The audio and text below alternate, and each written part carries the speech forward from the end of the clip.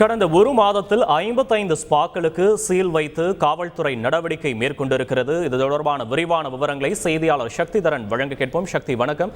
எந்தெந்த காரணங்களுக்காக இந்த ஸ்பாக்கள் எல்லாம் சீல் வைக்கப்பட்டிருந்தது? காவல்துறையின் இந்த நடவடிக்கை தொடர்பான விவரங்களை பதிவு பண்ணலாம். சக்தி.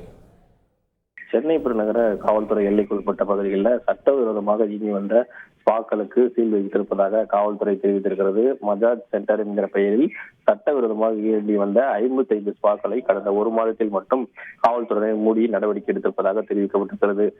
சென்னை பெருநகர காவல் எல்லைக்குட்பட்ட கோயம்பேடு, அண்ணா நகர், திருமங்கலம் ஆகிய பகுதிகளில் உரிமம் இல்லாமல் சட்டவிரோதமாக இந்த ஸ்பாக்கள் எல்லாம் இயங்கி வருவதாக போலீசாருக்கு தகவல் கிடைக்கப்பட்டிருக்கிறது. இந்த ஸ்பா என்ற பெயரில் மசாஜ் மற்றும் பாலியல் தொழில்கள் நடைபெற்று வருவதாகவும் தகவல் கிடைத்த வண்ணம் உள்ளன. புகார்கள் தொடர்ந்து வந்த அடிப்படையில் சென்னை காவல்துறையின் தனிப்படை போலீசார் அந்த கோயம்பேடு, அண்ணா நகர் பகுதிகளில் தீவிர சோதனைகளில் ஈடுபட்டனர். அப்போது ஸ்பாக்களில் உரிய அனுமதி பெறவில்லை. சென்னை பெருநகர காவல்துறை மற்றும் மாநகராட்சிகளில் 2 ஆவணங்களை பெற்றிருக்க வேண்டும்.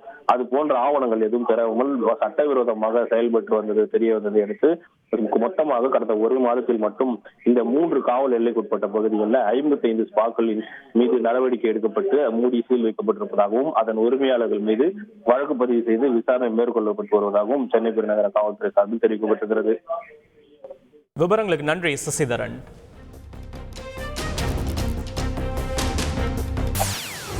செய்திகளை உடனுக்குடன் தெரிந்து கொள்ள உடனே சப்ஸ்கிரைப் பண்ணுங்க.